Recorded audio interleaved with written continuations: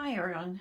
I wanted to show you just a quick little background painting for the Thankful Pumpkin. I guess I should turn my canvas around here. See if we got, there we go. All right, getting in the right direction for you. Um, this is now I have done this one, I traced it out, my pumpkin on here vertically. Now you could do it horizontally if you wanted, which was kind of what I was looking at that one. But I put thankful on this one, but I also included in our private group, you're going to see the tracing for happy fall as well. And I was kind of thinking of maybe doing the happy fall like on my next one here. But one of the things that's going to make it a lot easier for you, if prior to the party or prior to getting ready to do your tracing and stuff, is kind of decide on your background and go ahead and paint that in. It's going to make it a whole lot easier.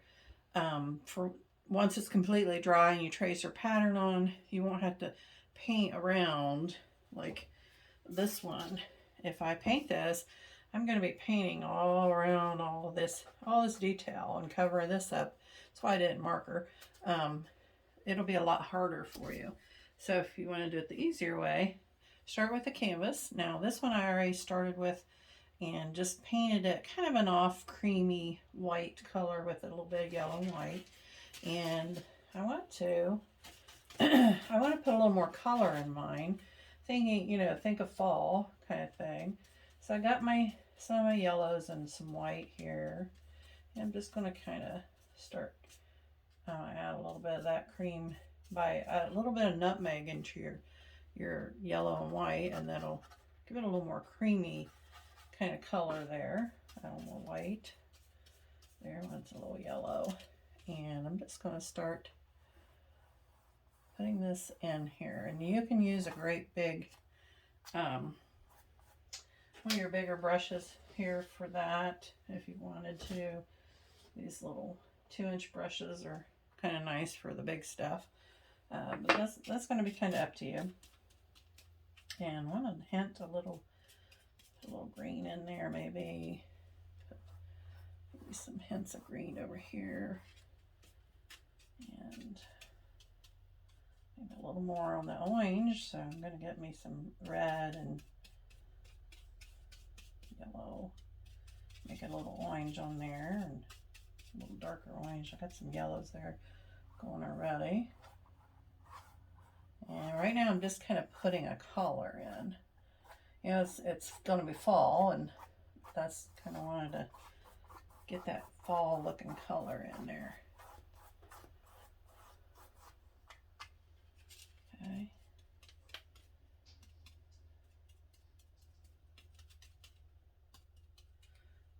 All right, I'm going to bring in some of that white in here. See, if I already have my textured or color background, kind of that creamy color, then I can pull in some of this white and I can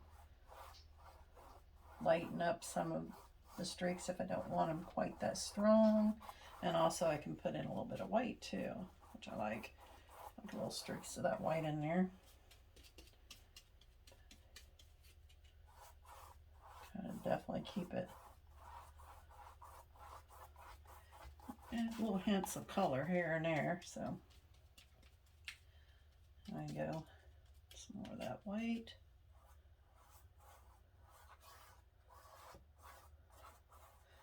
And when you put your tracing pattern over this, and a lot of this, this is adding color to it, giving it that tone, I call it like kind of like a tone of fall, I guess. That's what you're kind of going for here. Okay. You're going to have some leaves and stuff too, so you don't want to get, cover it all with it, but I like those little white streaks in there as well. Maybe just a little pop of green in there.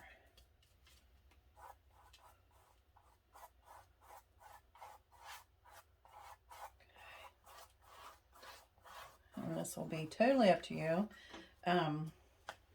You know, if you want to do more of this kind of background, or if you want to do more of a solid one, that's, like I said, it's going to be totally up to you on that. Popped in some little bit. Now some of this, like I said, the pumpkin's going to cover, and leaves are going to cover a little bit too. But I do want to kind of like that. Okay. I might take a little bit more of that nutmeg. It's kind of mixed. Just want to kind of darken my edges. Darken my edges a little bit.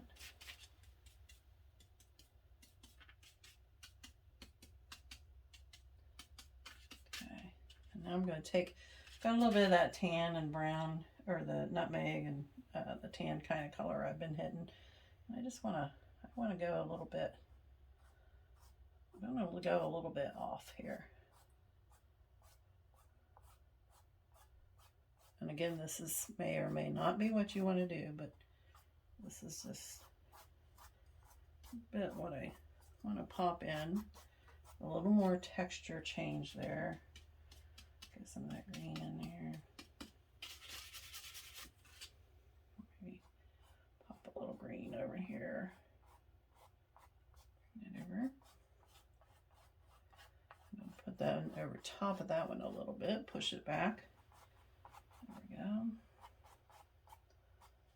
Bring that white on this one and push that back just a little.